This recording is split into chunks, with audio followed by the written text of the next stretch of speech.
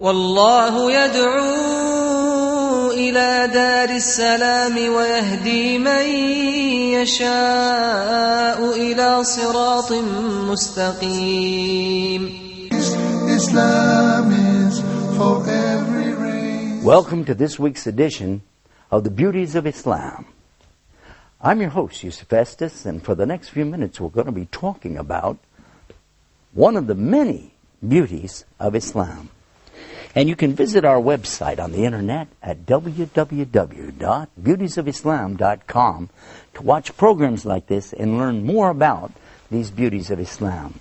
Today I'd like to continue talking about our relationship with our Prophet Muhammad, peace and blessings be upon him.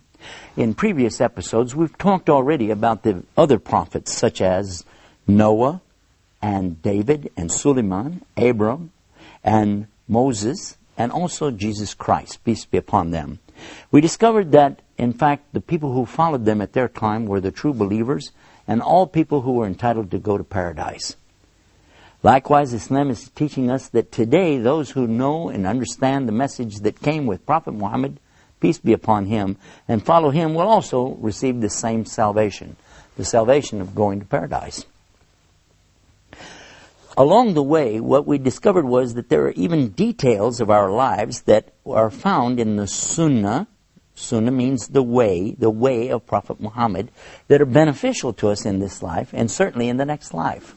We found that in the Quran the teaching is to obey Allah and obey His Prophet, that He is the example for all of us.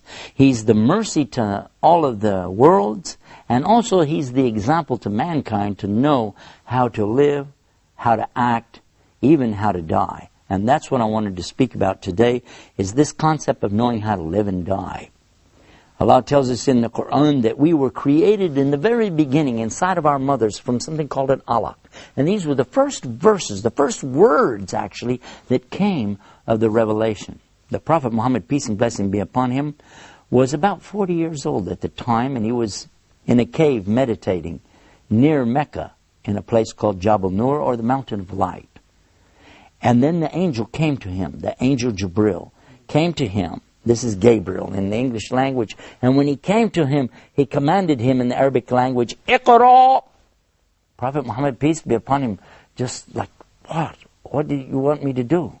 He said to him again, Iqra! Prophet Muhammad said, La ana biqari. He said, Iqra! Now, what is the Iqra? What does that mean? Now, a lot of people translate that to be the word read. Read. But is it really the word read? Actually, no, it's not. It means something bigger than that. It means to recite, as in reciting from memory. To recite. And what shall I recite?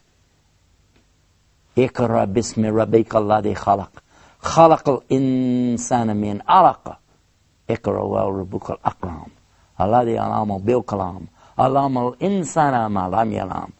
And the meaning more or less to the English language is saying that recite in the name of your Lord, who created the human being from a leech-like clot of blood.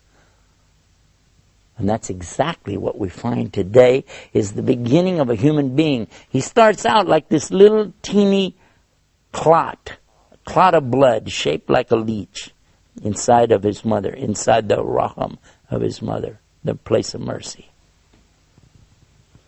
Recite in your Lord is so generous, who taught man how to use the pen, taught the human beings what they didn't know. And who is this? This is the Lord of the worlds who is speaking to us via this conductor, which happens to be the angel Jibril. Now, when Prophet Muhammad, peace be upon him, comes, he has the revelation and the people are listening to what he's saying, but at the same time, his life itself is an example for us. Consider this. Here are some of the things that he lived. He could preach if he wanted to, but how about live it? So many times we hear people talk the talk, but we don't get to see them actually walk the walk. We hear preachers, for instance, today telling us about not having sex until marriage, and then we find out some of these preachers themselves are doing these things. Now, what kind of an example does that set for our youth? Certainly not anything I'm impressed with. You either. We hear people speaking about a lot of things, but they don't live up to it. The Prophet Muhammad, peace be upon him, on the other hand, I want you to listen to this. He never ever even had a date with a girl, much less even kiss any girl, until he got married at the age of 25 years old. He himself was a virgin, and he married a lady who had been a widow.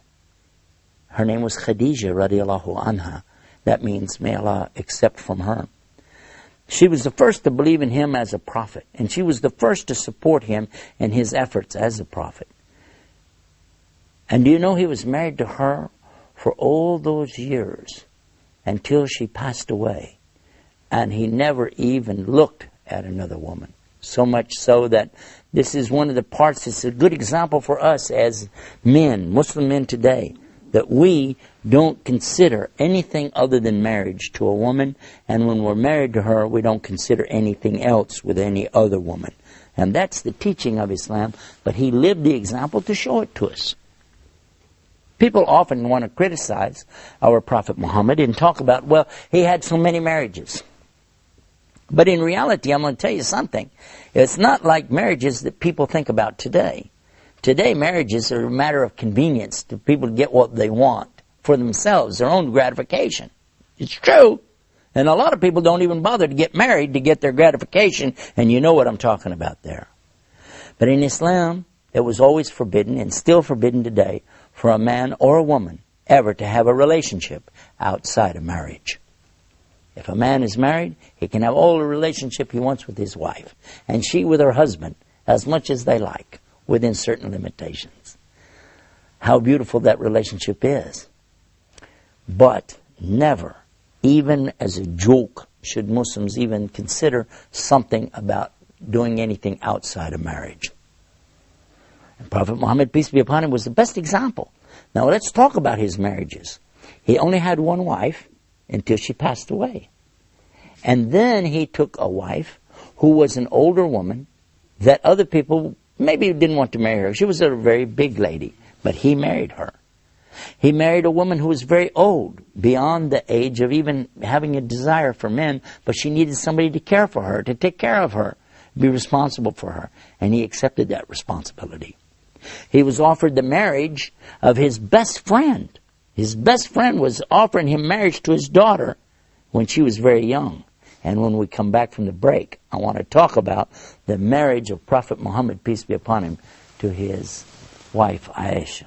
Stay right there. I know you're going to want to hear this when we come back with more about the beauties of Islam. Islam is keeping up the pace. Islam is for every race.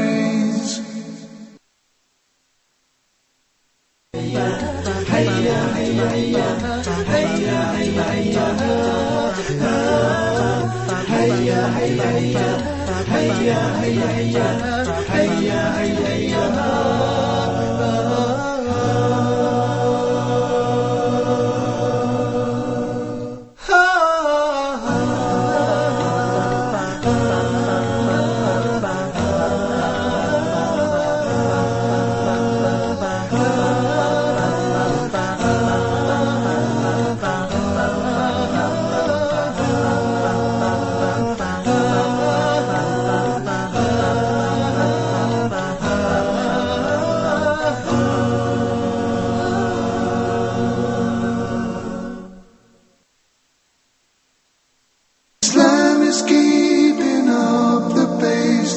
Islam is for every race. We're back and you're watching the Beauties of Islam. We've been talking about the relationship that we as Muslims have with the Prophet Muhammad, peace be upon him. We've discussed how he's the example for us, and we particularly talked about sex life, and we were saying that the Prophet Muhammad, peace be upon him, had never ever engaged in anything like this except in legal marriage to his wife. We left off in the last part of this episode talking about his marriage to Aisha. I'm sure many of you want to know about this. This is the famous story that many people have twisted way out of shape, and certainly something for us to delve into, and I want to at least briefly touch on this subject. People have accused the Prophet Muhammad ﷺ, peace be upon him, of some very illicit actions, especially with regard to this topic. So let us examine exactly what it's really about. First of all, the teaching that we have comes from Aisha herself. Now, all we know about her age is what she said herself. So the first thing we would ask you is, do you believe her? And if you said yes, do you believe her in everything she says or just some things? If she was going to testify in a court of law, would you accept everything she said? Because we would. We'll be the first to accept what she said. But do you know what it was she said? Actually, here's how she presented it. She said she was outside playing in the dirt with her toys, with her friends, whatever. Her mother comes to her. Now listen carefully. Her mother comes to her and tells her, let's go inside the house. So they go inside. Now, when she gets inside, she finds her father is there. Now, so far, mother and father. Got it? And her father is offering her in marriage to Prophet Muhammad, peace and blessing be upon him. Understand clearly, it was not the Prophet Muhammad, peace be upon him, that came to them saying, hey, I need a wife. It was the other way around. They were coming to him and saying, look, we would like it very much if you'd consider marriage to our daughter. Because this was known to be a custom of the tribes at that time to offer their young daughters, even when they were first born, to offer them in marriage. That when the child is old enough, take the child and that's your wife. But what we found in Islam is something amazing. In chapter 4, verse 19 of the Quran, Allah clearly says, O you who believe, you do not inherit women against their will. So women could no longer be married off without their own consent, and it's not considered that a young girl, 6, 7, 8, 10 years old, is old enough to make such a choice. Not until she reaches the age of puberty and she has the full mental capacity and maturity to make that decision. That's what we learned from this example. Because guess what? In the rest of the story, she said she went back outside to play. Now, how could anybody get anything out of that except the clear message that they didn't get married at that time? Because she did go back out to play. Now, there's another hadith or story that comes, then she again tells us she was older. This is another example of not understanding correctly, and many people don't. Maybe some Muslims don't either. But it's clear this was another occasion because she's older now. And now her mother again comes to her, takes her inside, and her father is again offering her in marriage to Prophet Muhammad, peace be upon him. And guess what? At this time she was old enough, mature enough, and old enough to have children, and she made the decision herself to accept that her father was offering her in marriage, and she said yes, she would like to be married to Prophet Muhammad, peace be upon him. If I stop there, that's sufficient for you and I to realize that this is not a story of something bad. It's a story of something good. Because look at this. She then continues, and I'm going to ask you, if you accept one thing she says, do you accept it all? Because she continues, and she says that it was the best of relationships. They used to run and play together. She said, I used to race with him, and I used to beat him in the races. But then when I got old and fat, she said, got fatter, that he could beat her in the races. And that they used to play, and they had a lot of things they did together. She used to tease him. She used to play games against him. One time she even did something that's mentioned in Quran about telling him honey smelled bad on his breath, and that was out of jealousy. These are many stories we can talk about, but the main thing is to know what was the relationship between her and her husband. And it was such that even after he died, that she continued to be so faithful to him. She never considered ever marrying another man. Even though she was a young lady, maybe in her early 20s, she never considered to get married to any other man. All of her life, she continued to say only the very best about her husband. In her whole entire life, she never said any disparaging word against her husband. In fact, I like for you to think of this. Instead of Shakespeare's Romeo and Juliet, where two young kids go against their parents and they commit suicide, here we have the story of Muhammad and Aisha, who are in love so much that even death didn't separate them, and they had the highest hope for a life together in the paradise. You choose which of the teachings sounds the best to you. For me, it's one of the beauties of Islam. Until next time, peace. Salam. Islam is peace, Islam is ease, Islam is not danger or disease.